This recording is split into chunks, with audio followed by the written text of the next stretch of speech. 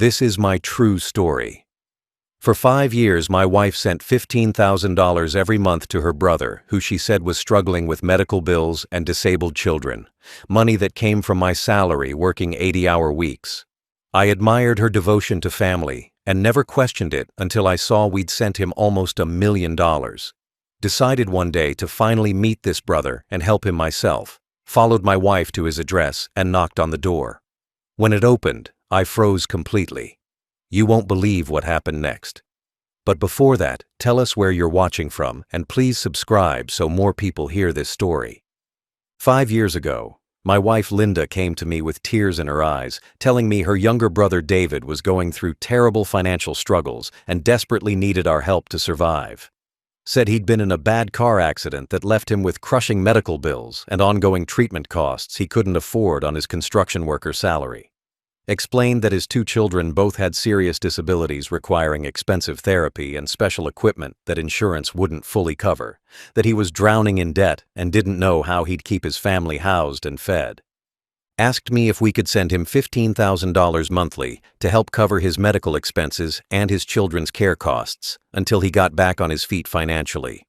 I was making good money as a senior software engineer at a tech company, pulling in around $200,000 annually with bonuses, so $15,000 a month was significant but manageable if it meant helping family in genuine need.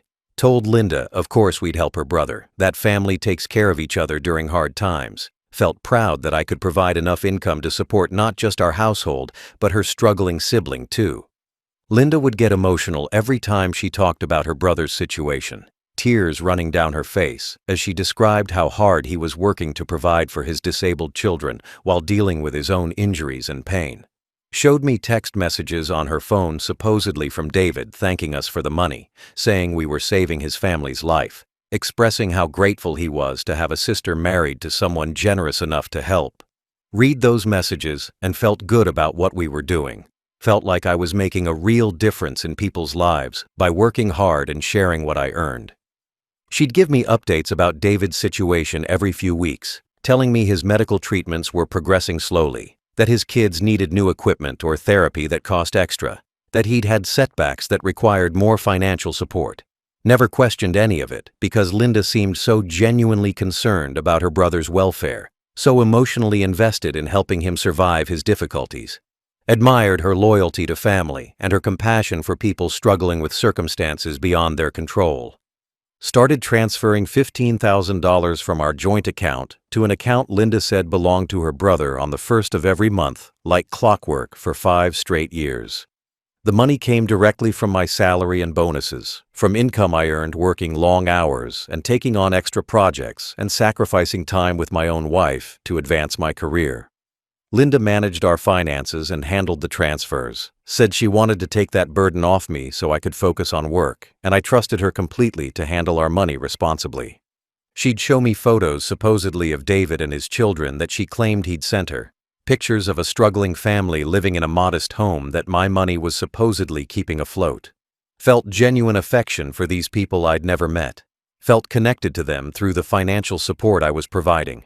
Imagined someday meeting them and seeing the gratitude in their eyes. Linda would tell me stories about how my money had paid for her nephew's wheelchair or her niece's surgery, making me feel like my hard work had real meaning beyond just accumulating wealth. Never once suspected that anything about the situation wasn't exactly what Linda described. Never thought my wife of 8 years would lie to me about something so significant involving such large amounts of money. Trusted her completely because that's what marriage is supposed to be built on. Believed she was the kind of person who'd cry genuine tears over her brother's suffering. Felt lucky to be married to someone so caring and family-oriented, someone who'd sacrifice our comfort to help relatives in need. Watched $15,000 leave our account every single month for 60 months straight. Watched our savings grow slower than they should have because we were supporting her brother's family. Never complained because I believed we were doing something good and important. Had no idea that every dollar I earned through 60-hour work weeks and stressful projects was funding something completely different than what Linda claimed, that her tears and stories and gratitude messages were all carefully constructed lies designed to systematically rob me blind. Over those 5 years, I asked Linda repeatedly if I could meet her brother David in person. Told her I wanted to shake his hand and see how he and his family were doing with my own eyes. Offered multiple times to help him find better medical care through connections I had in the healthcare industry. Said I could probably get his kids into better therapy programs through people I knew from work. Suggested we could help him find a higher-paying job that offered better insurance benefits. Told Linda I had contacts in construction management who might be able to hire him at a supervisory level. Every single time I brought up meeting David or helping him directly, Linda had immediate excuses that shut down the conversation before it could go anywhere. Said David was too proud to accept help beyond the monthly money, that he'd be embarrassed and humiliated if I tried to get involved in his personal business or job situation. Claimed he was a very private person who didn't like strangers knowing about his financial struggles or his children's disabilities, even though I wasn't a stranger, but his brother-in-law who'd been supporting his family for years. Told me David lived 4 hours away in a different city, and his schedule made it impossible for him to travel or have visitors because of his medical appointments and his children's therapy sessions. Said he worked odd hours and weekends to make extra money, that coordinating a meeting would be incredibly difficult with all his responsibilities and limitations. Every explanation sounded reasonable enough that I didn't push too hard. Figured if he needed space and privacy during his struggles, then I should respect that. Linda would get defensive and sometimes angry when I persisted about meeting David, accused me of not trusting her or of being controlling about money that was meant to help her suffering brother. Said I was making his difficult situation even harder by demanding to involve myself in his private life, that my desire to meet him came from a place of suspicion rather than genuine care. Made me feel guilty for even asking, like I was being selfish or cruel by wanting to meet someone I'd been financially supporting for years. Started to feel strange about the whole situation after 3 years of sending money without ever speaking to David directly or seeing any real evidence of his existence beyond Linda's stories and the few photos she'd shown me. Mentioned to Linda that it seemed odd I'd never even had a phone call with her brother to hear his voice or his thanks personally, that most people would want to express gratitude directly to someone giving them $15,000 monthly. She said David was too emotional and overcome with shame to talk to me, that speaking with me would make him feel worse about needing charity from his sister's husband. Asked if I could at least send gifts directly to David's children for birthdays or holidays, since I was essentially their uncle through marriage, wanted to have some kind of relationship with these kids whose medical care and therapy I was funding. Linda said that would make David uncomfortable because he wanted his children to have a normal relationship with their uncle without feeling like charity cases who owed us something. Every boundary she set made a certain kind of sense individually, but together they created a wall that prevented me from having any direct contact with people I was supporting financially. Eventually stopped asking about meeting David after 4 years because Linda's reactions had become increasingly hostile and our arguments about it weren't worth the stress it caused in our marriage. Figured some people just need privacy and distance when they're going through hard times, that maybe David was so ashamed of his situation that he couldn't face the man funding his survival. Told myself that as long as the money was helping his family, then it didn't matter whether I met him personally or not. Never once considered that the real reason I couldn't meet David was because he didn't exist the way Linda described him, that her defensive reactions and elaborate excuses were covering up something much worse than a proud man's embarrassment. Trusted my wife completely when she said her brother needed privacy and space. Never imagined she was actually preventing me from discovering that every single thing she'd told me about David and his family was a carefully constructed lie designed to steal nearly $1 million from my bank account. Last month, I was organizing our financial documents to prepare for tax season, going through bank statements and investment accounts to calculate our income and expenses for the year. Started adding up all the transfers we'd made to Linda's brother over the past 5 years and felt my stomach drop when I saw the total amount we'd sent him. What had started as $15,000 monthly had somehow increased to $20,000 over the last year, without me really noticing the gradual escalation. Calculated that we'd transferred a total of $975,000 to David over the 5-year period, nearly $1 million of my hard-earned income sent to support someone I'd never met or spoken to, That money represented years of my life working 80-hour weeks, taking on stressful projects I didn't want, sacrificing time with my wife and missing vacations so I could earn bonuses and advance my career. Every dollar had been earned through exhaustion and stress and dedication to providing for our future. Sat at my desk staring at those numbers, trying to process how we'd sent almost $1 million to one person over 5 years. More money than most people earn in a lifetime, just given away monthly, without any real accountability or verification of how it was being used. Started thinking about what we could have done with that money if we'd kept it, how we could have paid off our mortgage completely, bought investment properties, built a retirement fund that would let me stop working the brutal hours that were destroying my health. Brought the statements to Linda that evening and asked her to sit down so we could talk about her brother's financial situation. Said I needed to understand why the monthly amount had increased and when David might be able to support himself without our help. Showed her the total we'd sent over 5 years and watched her face change, saw something flash in her eyes that looked like panic before she controlled her expression. Asked her directly if David had a plan to become financially independent or if we were going to be supporting him forever. Linda's reaction was immediate and explosive in a way that shocked me. Got angry and defensive instead of understanding why I'd want to discuss sending nearly $1 million to her brother. Accused me of being heartless and cruel for questioning support to family members who were suffering. Said I was putting a price tag on her brother's children's medical care and disabilities. Told me I was acting like money was more important than human lives, that I should be ashamed for even bringing up the total amount like it mattered more than David's survival. Her fury felt completely disproportionate to my reasonable questions about our financial situation. Made me feel like I'd done something terrible by asking for accountability about where $1 million had gone. She said things like, "I can't believe you're counting every dollar you've given to help disabled children," and "What kind of man keeps a running total of money he's given to save his wife's family?" That made me feel guilty and small. Accused me of not trusting her judgment about her own brother, of being controlling about money that should be freely given to family in need. The conversation ended with Linda in tears and me feeling like somehow I was the bad person for wanting to understand our financial commitments, for asking basic questions about when this support might end or whether it was actually helping David become stable. She stormed out of the room saying she couldn't talk to someone who'd become so cold and calculating about her suffering brother. Left me sitting there with the bank statements, wondering why asking reasonable questions had triggered such an extreme reaction. Couldn't sleep that night replaying the conversation and Linda's defensive anger, something about her reaction feeling wrong in a way I couldn't quite identify, but that made my instincts scream that something wasn't right. Started thinking about all the years of excuses about why I couldn't meet David, all the reasons he was too proud or too busy or too emotional to have any contact with me.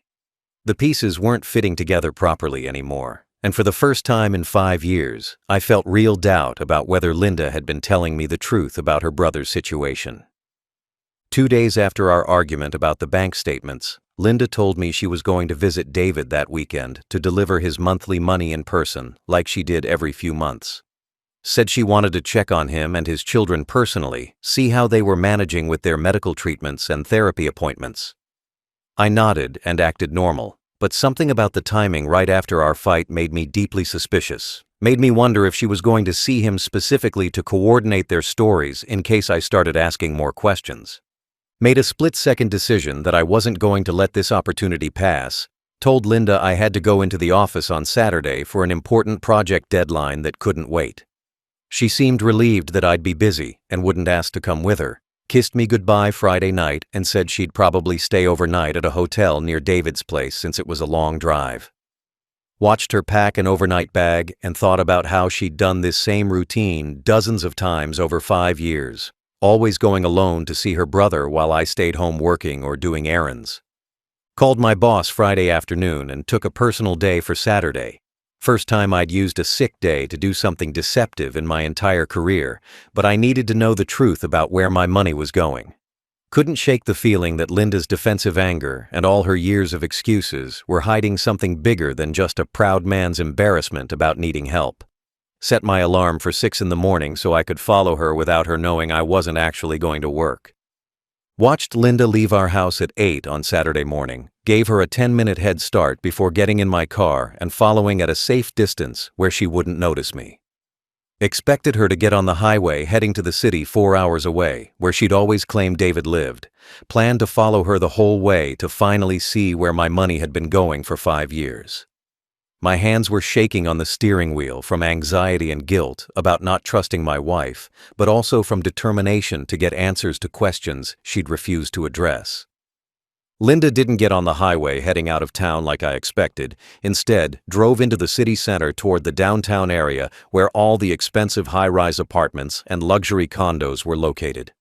Followed her through morning traffic, staying 3 cars back, watching her navigate confidently like she'd made this drive hundreds of times before.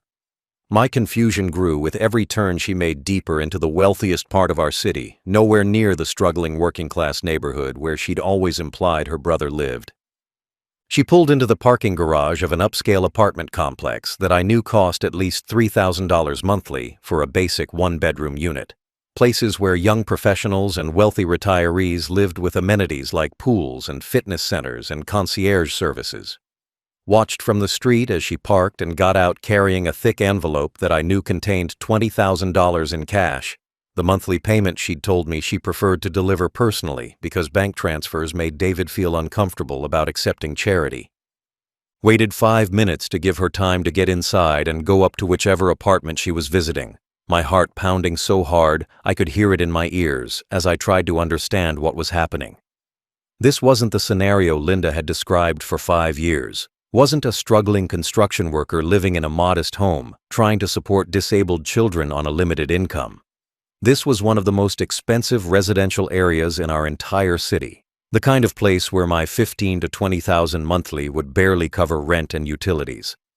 Got out of my car and walked into the building feeling like I was moving through a dream, like reality had become unhinged from what I thought I knew about my life and my marriage.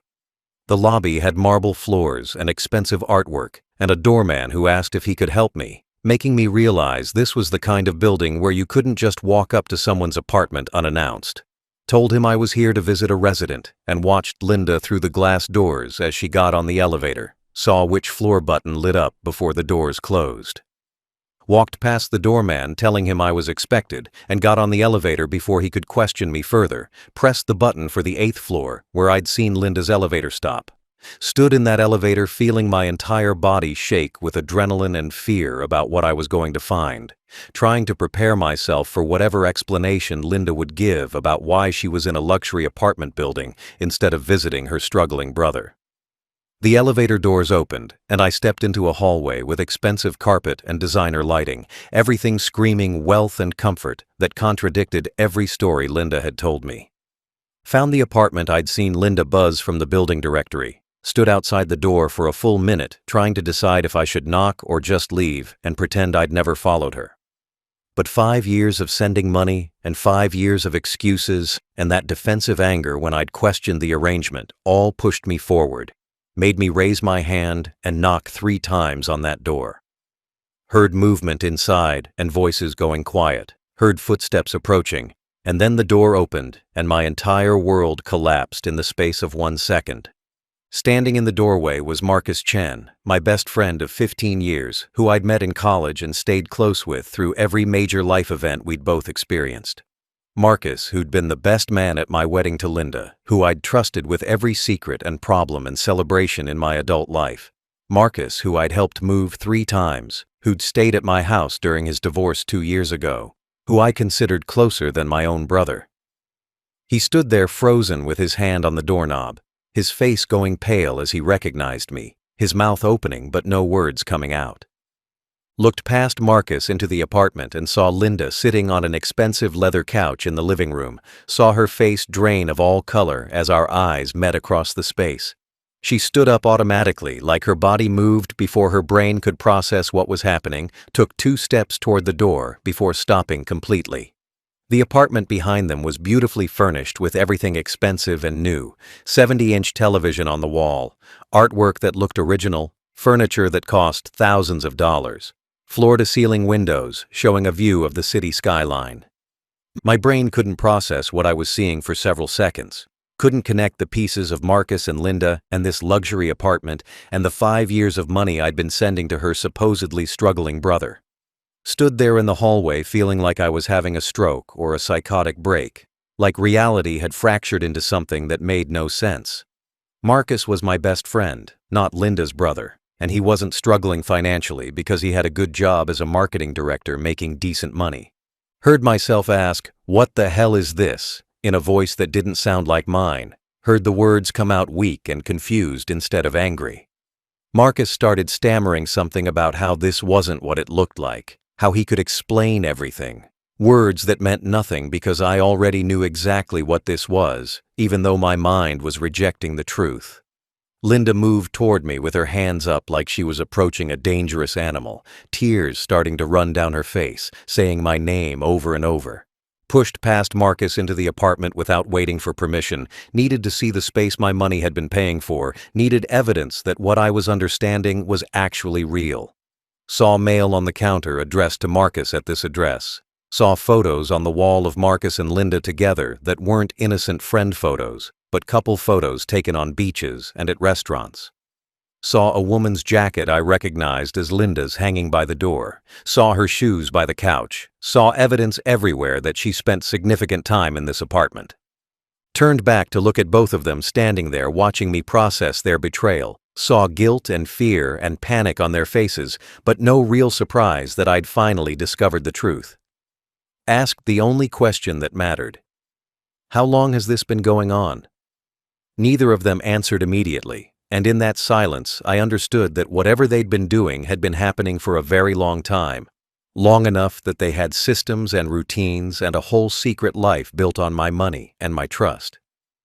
Marcus and Linda looked at each other in that silent way people do when they're trying to decide who should speak first, trying to coordinate their story, even though they both knew there was no explanation that could make this situation anything other than what it obviously was.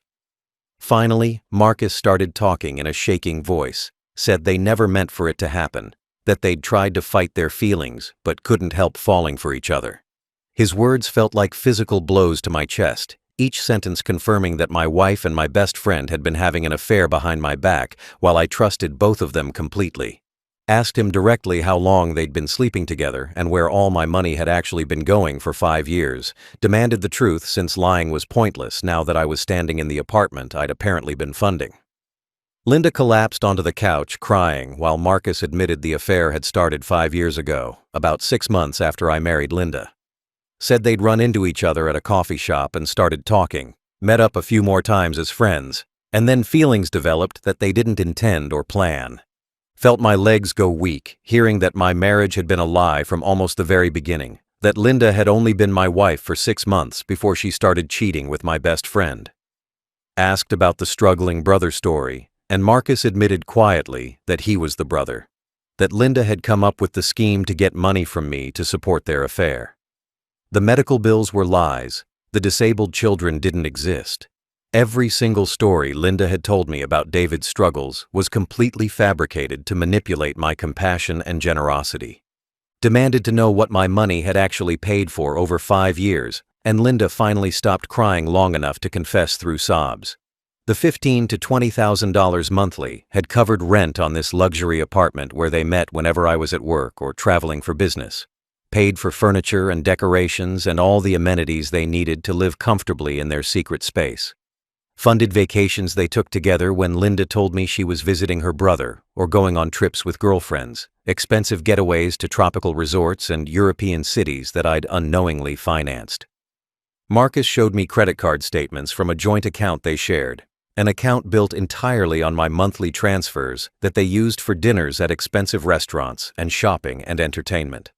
Saw charges for things like couples massages and jewelry and designer clothes, saw my hard-earned money spent on romantic gestures between my wife and my best friend.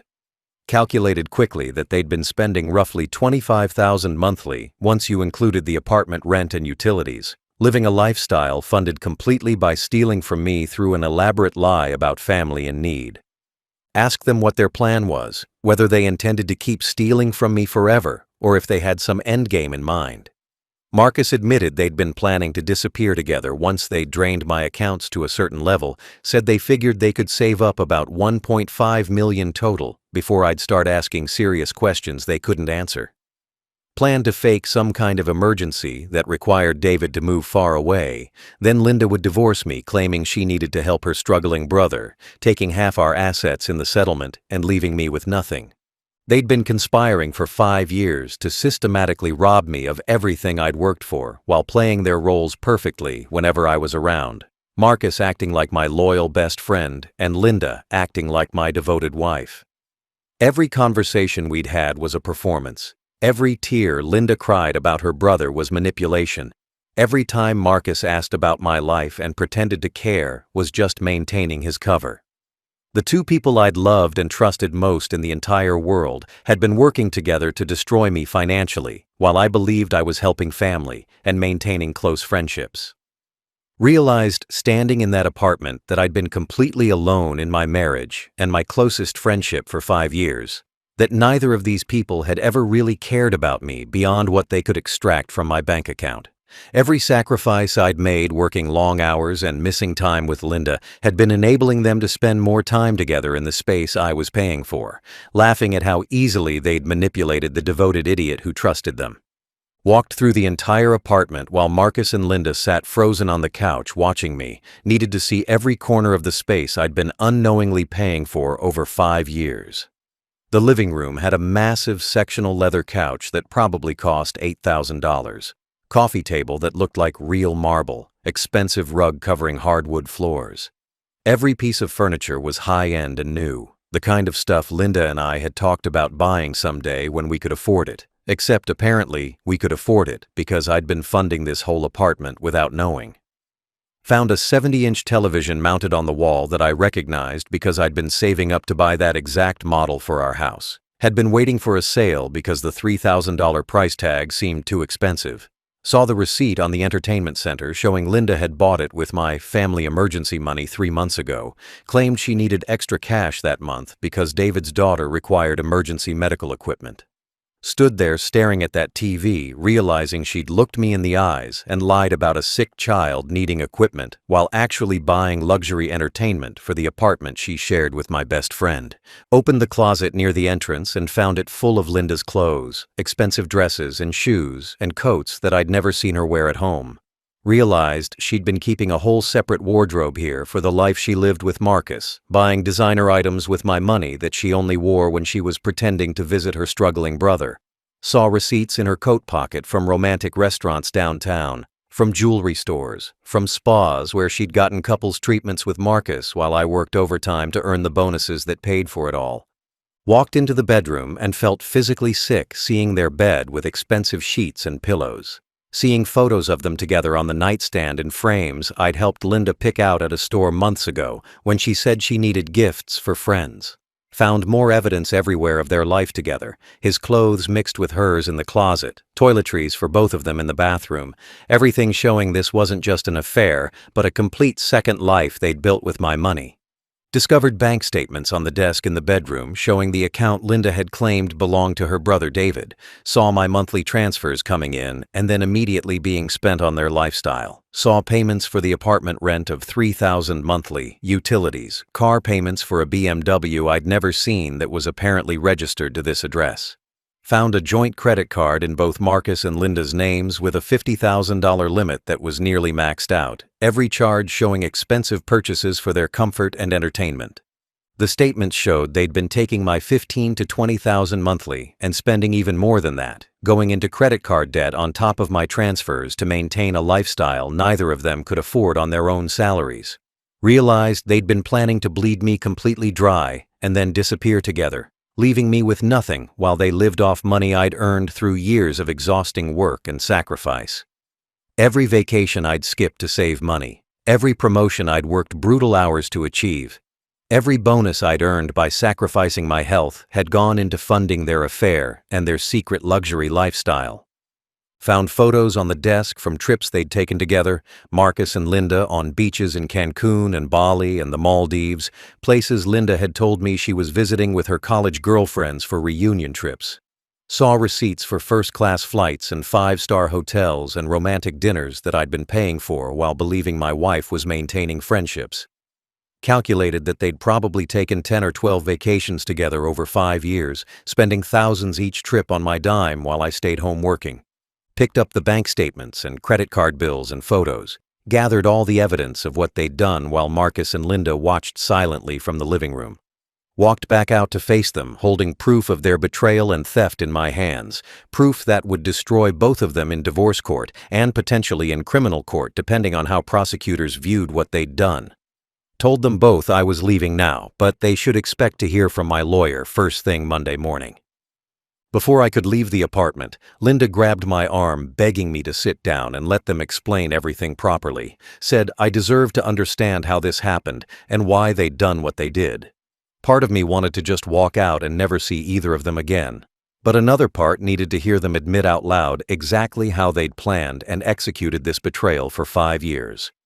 Sat down in a chair across from the couch where they huddled together, told them they had 10 minutes to tell me the complete truth before I left, and called both a divorce lawyer and the police. Marcus started talking first. Explained that the affair began about 6 months into my marriage to Linda when they'd run into each other at a coffee shop downtown. Said they'd always had chemistry even before my wedding, but had never acted on it out of respect for me. But that day at the coffee shop, something shifted and they started texting each other secretly. Met up a few more times pretending it was innocent friendship, but within 2 months they were sleeping together and couldn't stop, even though they both felt guilty about betraying me. Linda took over the story, admitted that around the time their affair became serious, they'd discussed what to do about the situation. She'd considered divorcing me to be with Marcus, but then realized she'd lose half our assets and her comfortable lifestyle since I made significantly more money than her teaching job provided. Marcus was going through his own expensive divorce at the time and had no money to support her the way she'd become accustomed to living. They'd both wanted to be together, but neither wanted to give up financial security to make it happen. That's when Linda came up with the idea of the struggling brother scheme. Realized she could manipulate my compassion and generosity to fund their affair without me knowing. She'd told me stories about David being in an accident and needing money, created fake text messages from a burner phone she bought specifically for this purpose, even showed me photos she'd found online of random families claiming they were her brother and his disabled children. Watched me fall for every lie because I trusted her completely and wanted to help family in need. Marcus admitted he felt terrible about the deception at first, said the guilt nearly made him confess multiple times during the first year. But as the money kept coming and their lifestyle improved, the guilt faded and the arrangement became normal for both of them. They justified it by telling themselves I could afford it, that I wasn't being hurt by giving money I wouldn't miss, that they deserved happiness even if it meant lying to me. Eventually, they stopped feeling bad about it at all and just enjoyed the life I was funding. Linda confessed that every tear she'd cried talking about her struggling brother was completely fake. Practiced expressions of emotion designed to manipulate me into continuing the transfers. Said she'd researched online how to be convincing when lying, had studied acting techniques to make her stories believable. Admitted she'd sometimes laugh with Marcus about how easily I believed everything she told me. How devoted and trusting I was, even when her excuses for why I couldn't meet David got more and more ridiculous over the years. They explained their long-term plan had been to drain my accounts of about $1.5 million total over 7 or 8 years. Then Linda would claim David was moving far away and needed one final large sum to relocate. She'd ask me for $200,000 to help with his move, and when I gave it, she'd divorce me within months, claiming we'd grown apart. Would take half our remaining assets in the divorce settlement and disappear with Marcus to start a new life somewhere I wouldn't find them. Marcus said they'd been planning to move to Costa Rica where the cost of living was low and my stolen money would last them decades, had already been learning Spanish together and researching beach towns where they could buy property. The apartment I was sitting in was basically their practice run at living together, testing whether their relationship would work long-term before they committed to running away permanently with my money.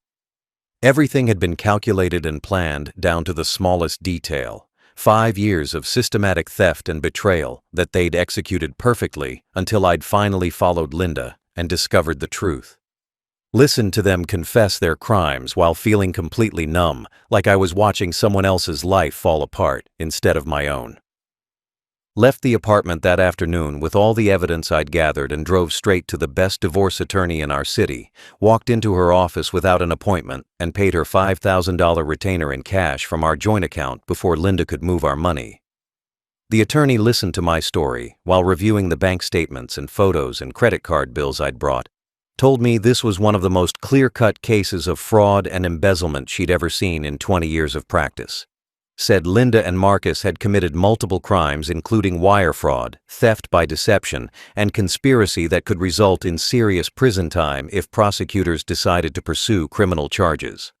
Filed for divorce from Linda that same evening, had the papers drawn up in 3 hours and served to her by a process server who found her still at Marcus's apartment. The attorney included immediate motions to freeze all our joint accounts so Linda couldn't drain them before the divorce was finalized, filed for emergency orders to secure our assets and prevent her from hiding money or property. Added claims for fraud and intentional infliction of emotional distress that would allow me to sue her personally for damages beyond just the divorce settlement. Called Marcus's wife Jessica that night, even though I dreaded being the person who destroyed her world the way mine had been destroyed. She'd been my friend too through Marcus. We'd done couple dinners and game nights together for years. Her 2 kids called me uncle, and I'd been to their birthday parties. Had to tell her that her husband had been having an affair for 5 years with my wife, that they'd been stealing from me to fund their relationship in a secret apartment downtown.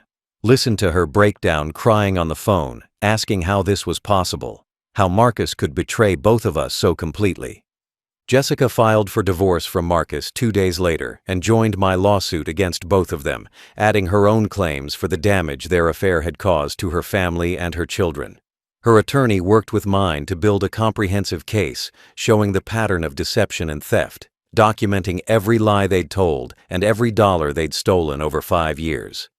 We pooled our evidence and resources to make sure both Linda and Marcus faced maximum consequences for what they'd done to us. Discovered through the investigation that Marcus had been using marital funds from his account with Jessica to supplement the money I was sending, that he'd been stealing from his own wife to maintain the lifestyle he shared with Linda. Found out he'd taken out credit cards in Jessica's name without her knowledge to pay for their vacations and expensive purchases, racking up over $80,000 in debt that Jessica knew nothing about. The betrayal went deeper than just the affair. Both of them had been systematically robbing their spouses to fund a secret life together. Had to tell my parents and siblings what happened. Had to explain to people who'd loved Linda and welcomed her into our family that she'd been lying and stealing from me for 5 years. Watched them struggle to process that the woman they'd known as my devoted wife was actually a con artist who'd manipulated everyone around her. My mother cried, saying she'd thought Linda was perfect for me. My father wanted to physically confront Marcus for betraying a friendship that went back to college. Lost my best friend and my wife on the same day. Discovered that the 2 people I'd trusted most in the world had been conspiring together to destroy me financially while pretending to care about me. Every happy memory I had with either of them was now contaminated by knowing they were lying the entire time. Every conversation and celebration and moment of supposed friendship was fake. Marcus had stood as my best man at my wedding, already sleeping with my bride, had looked me in the eyes and toasted to my happiness while planning to steal from me. Realized I'd been completely alone for 5 years without knowing it, working myself to exhaustion to provide for a wife who was using that money to betray me with the friend I'd trusted above all others. Every late night at the office, every missed dinner, every sacrifice I'd made to advance my career had just given them more time together in the apartment I was funding. The criminal investigation moved faster than I expected after both my attorney and Jessica's attorney presented all our evidence to the district attorney's office, showing the systematic fraud Linda and Marcus had committed over 5 years. Prosecutors charged them both with wire fraud for the electronic transfers, theft by deception for the fake brother scheme, conspiracy to commit fraud, and embezzlement for stealing nearly $1 million through deliberate lies. The DA told us this was a priority case because the level of planning and deception showed sophisticated criminal behavior that deserved serious punishment. Linda and Marcus both faced trial 8 months after I discovered their apartment, sat in that courtroom watching them try to defend their actions, while prosecutors presented all the evidence of their crimes. The jury took less than 4 hours to convict them both on all counts, didn't buy their attorneys' arguments that this was just a civil matter between spouses rather than criminal fraud. Judge sentenced Linda to 3 years in federal prison and Marcus to 4 years because he had prior fraud charges from his business dealings that made him a repeat offender. The court ordered them to repay the full $975,000 they'd stolen from me plus interest and penalties, bringing the total to over $1.2 million in restitution. Judge also ordered them to pay Jessica $300,000 for the money Marcus had stolen from their marital accounts and the credit card debt he'd racked up in her name. They were required to liquidate all their assets immediately to begin repayment, sell the furniture from the apartment, empty their bank accounts, surrender their cars. Discovered they'd already spent most of the money I'd given them on their lifestyle over 5 years, luxury vacations and expensive furniture and designer clothes that couldn't be recovered. The court seized what little they had left in savings and investments, maybe $80,000 combined between both of them. Told me I'd probably never recover most of what they'd stolen because you can't get blood from a stone. They simply didn't have the money anymore after spending it on 5 years of pretending to be wealthy. My divorce from Linda was finalized 3 months into her prison sentence. Judge awarded me everything in our marital assets because of the fraud she'd committed. Took the house, the cars, our savings accounts, her retirement fund, everything we'd built together during our marriage. She left prison owing me over $1 million she'll probably spend the rest of her life trying to repay through wage garnishment. Will be an old woman before the debt is satisfied if she ever manages to pay it at all. Jessica's divorce from Marcus was equally brutal for him. She got full custody of their children, and he was restricted to supervised visitation only after the court determined his criminal behavior made him an unfit parent. Lost his marketing job when the company fired him following his conviction, became essentially unemployable in his field because background checks showed his fraud charges. Last I heard, he was working retail making minimum wage with most of his paycheck garnished for restitution and child support. I'm 43 years old now, trying to rebuild a life and a sense of trust that was completely shattered by the 2 people I loved most in this world. Started therapy to deal with the trauma of discovering my entire marriage was a lie, that my best friend had been my enemy for 5 years while I trusted him completely. Have trouble forming new relationships because I can't stop wondering if people are lying to me, if they're manipulating me the way Linda and Marcus did so effortlessly. My career suffered from the stress and distraction of the divorce and criminal trials, missed promotions and opportunities because I couldn't focus on work while my personal life was exploding. Lost friends who took sides or didn't want to be involved in the drama. Found out who really cared about me versus who just enjoyed the social aspects of our friendship. Some days, I can barely get out of bed thinking about how 5 years of my life were spent working to fund my own betrayal. Linda sends letters from prison every few months, begging for forgiveness, claiming she's sorry and has changed, and wants another chance to explain herself properly. I return every letter unopened because there's nothing she could say that would make me forget. She spent 5 years crying fake tears about her struggling brother while stealing my money to fund an affair with my best friend. Nothing that could repair the damage she did to my ability to trust another human being ever again.